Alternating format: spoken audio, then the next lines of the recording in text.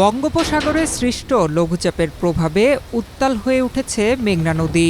বৈরী আবহাওয়ার কারণে টানা ৪ দিন ধরে নোয়াখালীর দ্বীপ উপজেলা হাতিয়ার সঙ্গে সারা দেশের নৌযোগাযোগ বন্ধ হলেও প্রশাসনের নিষেধাজ্ঞা উপেক্ষা করে জীবনের ঝুঁকি নিয়ে যাত্রীবাহী ট্রলার চলাচলের অভিযোগ উঠেছে। এতে একদিকে যেমন দুর্ঘটনার আশঙ্কা বাড়ছে, অন্যদিকে মূল ভূখণ্ডের সঙ্গে যোগাযোগ বিচ্ছিন্ন হয়ে পড়ায় চরম দুর্ভোগে পড়েছেন হাতিয়াগামী হাজারো মানুষ।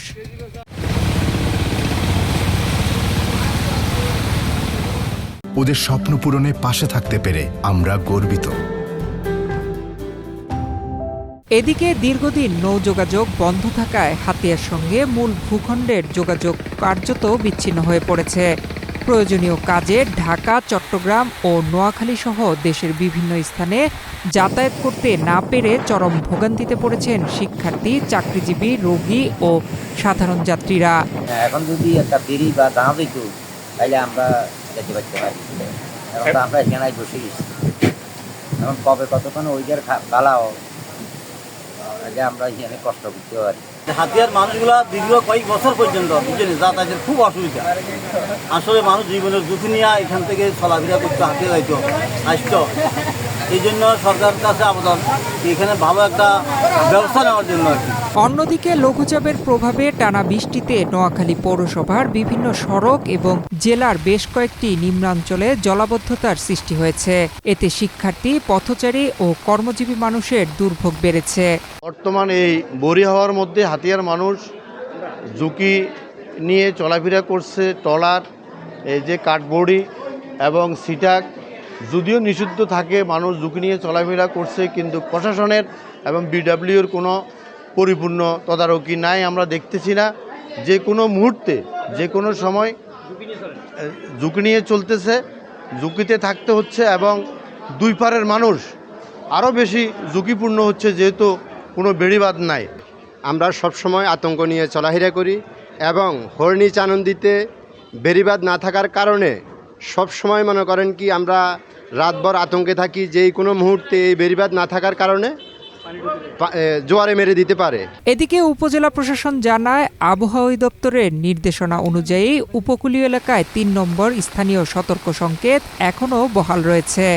এ কারণে হাতিয়া, ঢাকা এবং হাতিয়ার অভ্যন্তরীণ সব নৌপথে সি ট্রাক, স্পিডবোট, ফেরি ও যাত্রীবাহী ট্রলার চলাচল বন্ধ রাখা হয়েছে। নির্দেশনা অমান্য করে কেউ ঝুঁকি নিয়ে চলাচল করলে তার দায়ভার প্রশাসন নেবে না বলেও জানানো হয়েছে।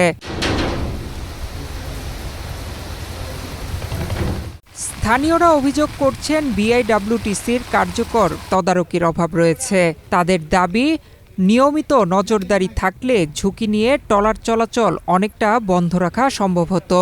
আমরা দ্বীপ হাতিয়ার মানুষ প্রতিনিয়ত এই ভয়াবহ দুর্যোগ সিগন্যালের মধ্যে দিয়ে পারাপার হতে যাচ্ছি, কিন্তু বেড়িবাঁধ না থাকার কারণে মানুষ প্রতিদিনই ক্ষতিগ্রস্ত এবং প্রতিদিনই এই ঝুঁকি নিয়ে হাতিয়া পারাপার করে, কিন্তু বিএডব্লিউর কোনো তদারকি এবং প্রশাসনের কোনো তদারকি আমরা দেখতে পাচ্ছি না।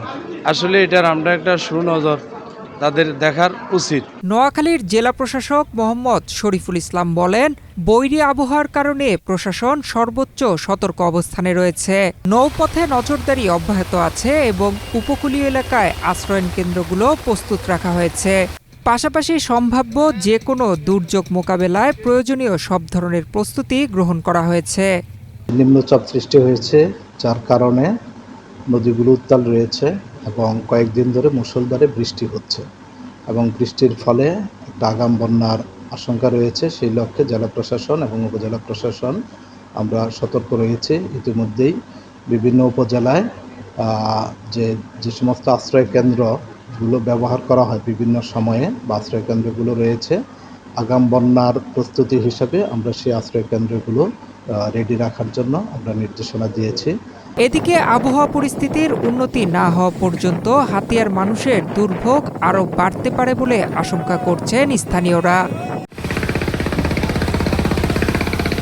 নয়ন বিশ্বাস, বাংলাদেশ প্রতিদিন।